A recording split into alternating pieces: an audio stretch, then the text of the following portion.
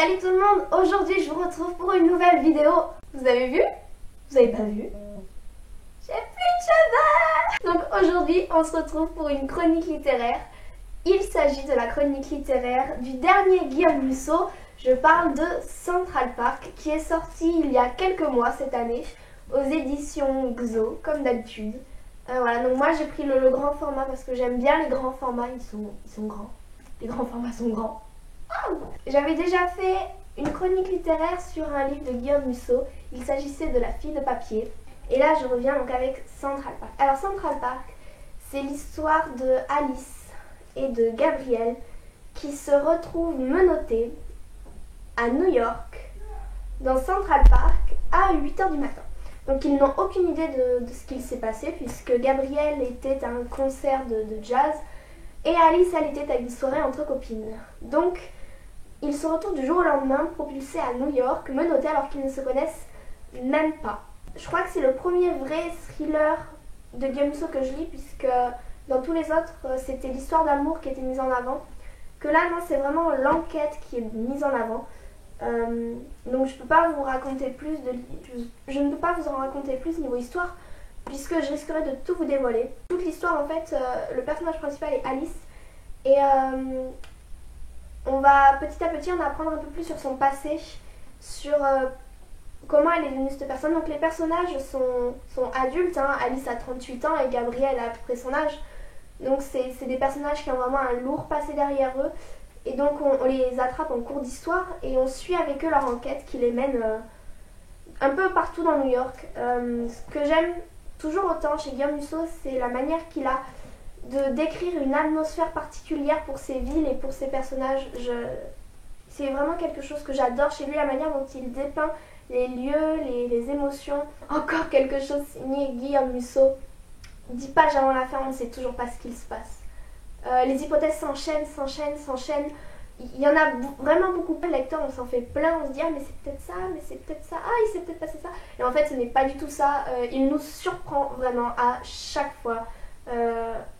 À chaque moment de l'histoire, en fait, j'ai été surprise, ébahie. J'aime beaucoup le personnage de Gabriel. Je ne peux malheureusement pas vous dire pourquoi, parce que cela impliquerait de raconter la fin. Ce que j'aime beaucoup également chez Alice, c'est qu'elle a 38 ans, mais elle reste jeune dans sa tête. C'est une jeune fille impétueuse qui est flic, donc forcément ça aide. Et elle est tout le temps pleine de ressources, et honnêtement, je me demande comment elle fait pour tenir le coup. Parce que moi, à sa place, il y a longtemps que j'en fais une crise cardiaque. Je veux dire, menottée à un inconnu au milieu de Central Park, c'est pas super. Franchement, je le conseillerais parce que c'est un très bon Musso. Comme il a l'habitude de nous en donner. Honnêtement, il est juste bouleversant et j'ai eu du mal à le lâcher. Je n'ai pas pu le lire en une traite, mais j'aurais bien aimé. Une chose que j'adore avec cette édition, je ne sais pas, c'est la première fois que je trouve des pages aussi douces. Voilà. Pendant que je lisais, honnêtement, j'étais comme ça, caresser mon livre. Ouais, je caressais mon livre. Vous avez un problème? Les pages sont vraiment toutes douces, toutes belles. Je ne sais pas s'il est formé en... C'est dur. Je ne sais pas s'il est sorti en format poche, mais en tout cas, moi, j'adore. Le seul problème des livres en grand format, c'est qu'ils sont un peu chers. Je l'ai payé 21,90 €. Oui, c'est un peu cher, mais je préfère les grands livres. Une autre chose que j'adore, c'est la réalité avec laquelle il arrive à nous décrire tout ça. J'ai vraiment l'impression que c'est en train de se passer au moment où je lis le livre. Il y a des petits détails vraiment insignifiants qu'il a été recherché, mais qui font que le livre paraît vraiment super réaliste. L'histoire, pour moi, l'histoire pourrait vraiment se passer. Ça se voit que c'est vraiment un livre travaillé. C'est pas l'impression que j'ai eu avec tous ces livres. Notamment au début, il y avait quand même un effort de recherche de la reproduction de la réalité. Mais là, vraiment, je lui tire mon chapeau. C'est vraiment, voilà, pour moi, c'est l'un des meilleurs Guillaume Musso. Si vous avez déjà lu des Guillaume Musso, lisez celui-là parce que je pense que celui-là, c'est vraiment le livre qu'il faut lire de lui parce que on le redécouvre pas. Mais lui, il nous impressionne à chaque fois, il nous hypnotise en fait. Un hypnotiseur. Un magicien des mots. Ah ouais? Ah, c'est pas mal ça, magicien des mots, je suis trop fort. Si vous savez pas quoi lire comme thriller, je vous conseille vraiment beaucoup.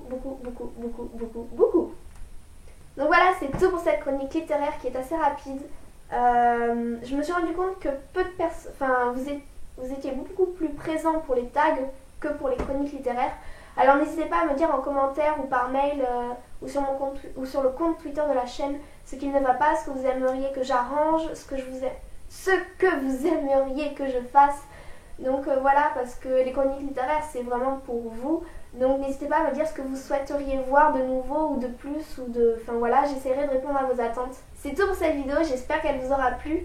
Je vous réserve une petite surprise pour la semaine prochaine, non pas mercredi, mais samedi. Donc soyez au rendez-vous, mercredi aussi soyez au rendez-vous, mais voilà.